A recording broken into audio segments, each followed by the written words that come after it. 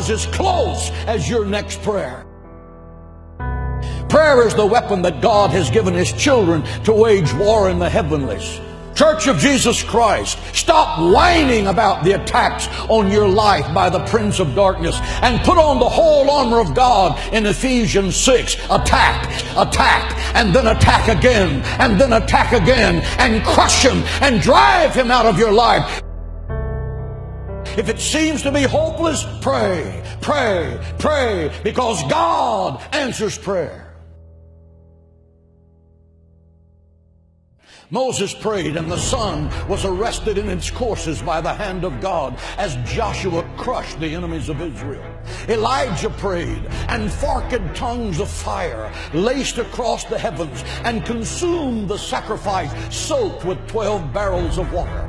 Hezekiah prayed, and I'm talking about Old Testament prayer right now. Hezekiah prayed, and 185,000 Assyrians that surrounded Jerusalem, promising to slaughter every Jew in the sacred city. The next morning, Hezekiah rolled out the letter that General Sennacherib had sent to him, mocking his God and mocking the people of Israel. He pulled out his secret weapon, prayer.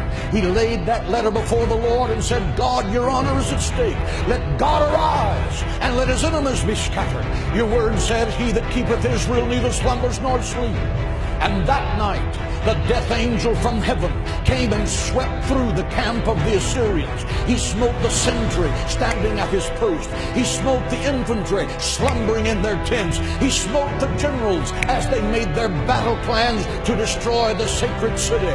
The next morning, when Hezekiah looked over the sacred walls of the city of Jerusalem by the dawn's early light, he saw 185,000 dead men, because the angel of God passed by that night. Why? Because one man knew how to pray. He stopped an army and turned the destiny of a nation around, and you can too.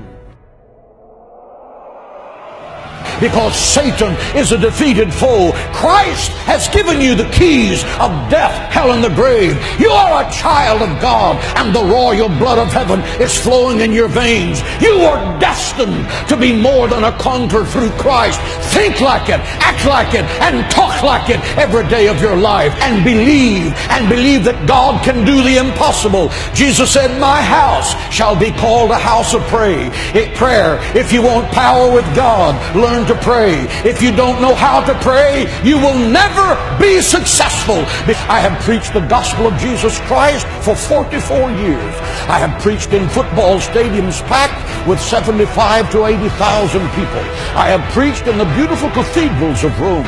I have preached in the mud huts of third world nations. I have preached to millions of people around the world by radio and television. Why did it happen? It happened because my mother went to war with the devil for my soul in her prayer room, and the devil lost. She prayed me out of the fires of hell and into the gates of heaven. Prayer works. Try it.